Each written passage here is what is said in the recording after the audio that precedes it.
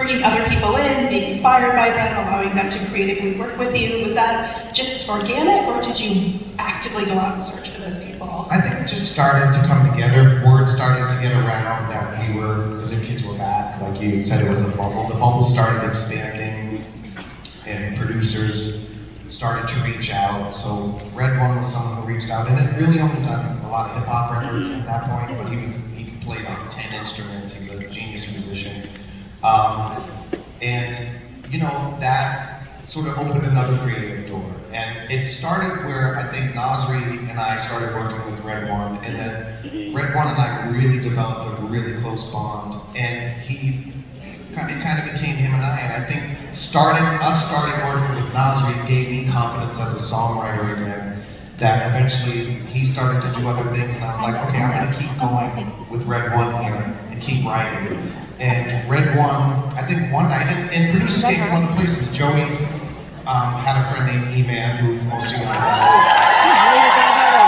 And he was like, can you go write with E-Man tomorrow? And I was like, yep, I'll go. And he was like, give him a chance, it's great. And I went and did a session with him, which is where 2 in the Morning came from. We wrote that song with him and Casey Livingston. And the next day or a week later, we had to record it.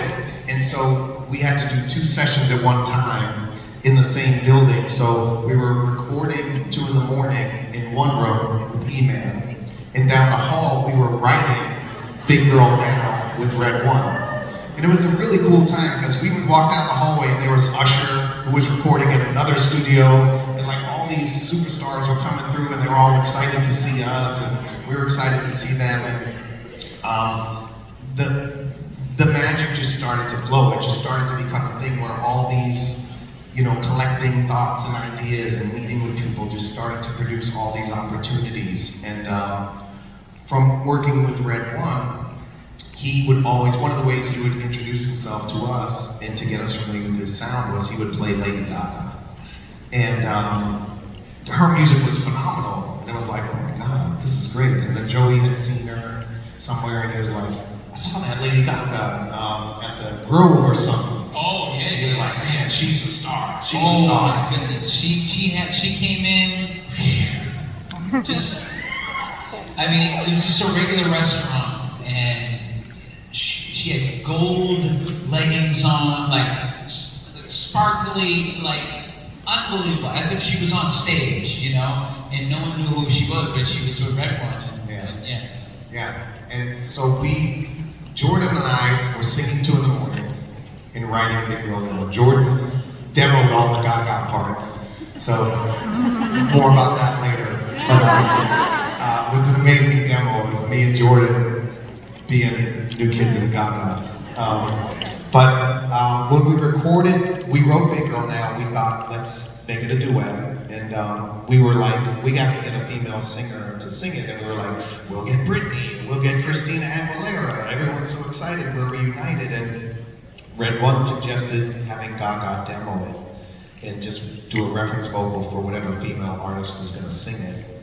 And she sang it. And we knew, I think we were all in the studio together. That's the imitation I would do with her.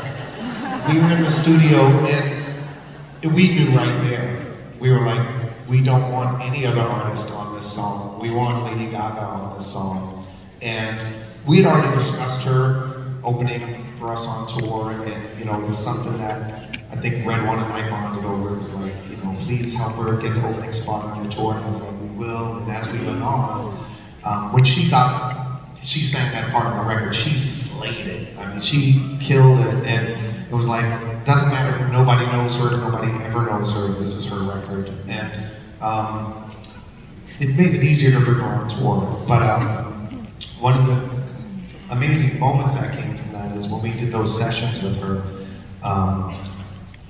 she asked at the end of recording Big Girl Now if I would write with her. And I was like, heck yeah. I mean, I'd heard her album, I knew she was great, but I said, we're coming tomorrow, can you come back? And she was like, yeah. And she came back. In that following session, we wrote Full Service together. The best song! we had talked, I think all of us had talked about, we were starting to duet with people, we were starting to expand, we were getting songs with other people, and it was like we really had sort of mentioned doing a song with New Edition. And there was no song that was right for it. There wasn't anything that was the song, but when we started writing Full Service, I was like, this could be the song. This could really be it. So while we were in the middle of writing, I called Johnny Gill, who is a dear friend, and I said, where are you? He said, I just landed at Burbank Airport. I said, can you come over? And he came over immediately, sang the demo, and that led to us and New Edition recording, I think it's safe to say, the dream song for everyone in the band, a song with our idols, New Edition. And so, what was it like being in the studio with Gaga? I mean, we have to imagine who she was back then, but you could see it. I mean, could you tell that she was going to become like one of the biggest stars on the planet? Well, I'm sorry, go ahead. No, I remember Gaga walking in, like when we would have dance rehearsals and stuff. I didn't even know who she was, but she just walked by and I'm like, I thought she was already like this huge star. But I mean, her coming on tour with us, like her work ethic was crazy. She would do shows with us, and then after the show, she'd go to like 3 nightclubs. Like she'd be out to like 2, 3 in the morning, just going. It kind of reminded like what we did back in the day. You really gotta hustle. And then when her first single. Just Dance, yeah. That one. When that came out, I was like, she's going places. It took a little, like, she always dressed weird and like weird. So I was like, she didn't have any money, so she was making her own clothes, so they had that vibe about it, but like she'd have like a hood on, glasses. She was like the superhero in those just be having movies. coffee and she'd walk They in. have like the cheap outfits on and then they become big and then they get the really cool outfits.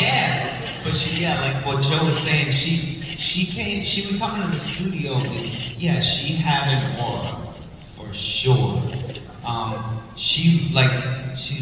When you see her now, she's always over the top. But even then, she was just a creative person. I'd be like, where'd you get that tie? Or where'd you get this? Or that hat? And she goes, oh, I made it. Like, she was like into all of that fashion and the clothes all on her own. So it definitely was it's not like she met a stylist and the stylist made her. She was her. She made herself.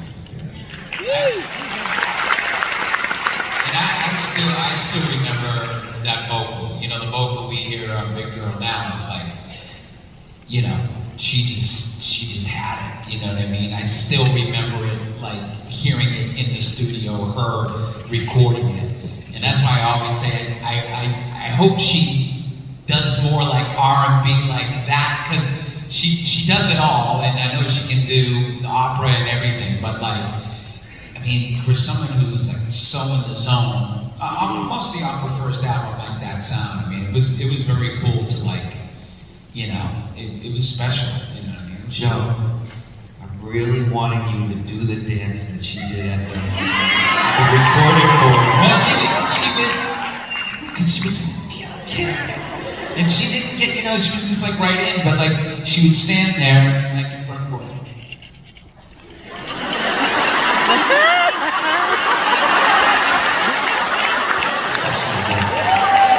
That's it. Every time, she couldn't help herself. I love that. So, how do you know when the album is done? How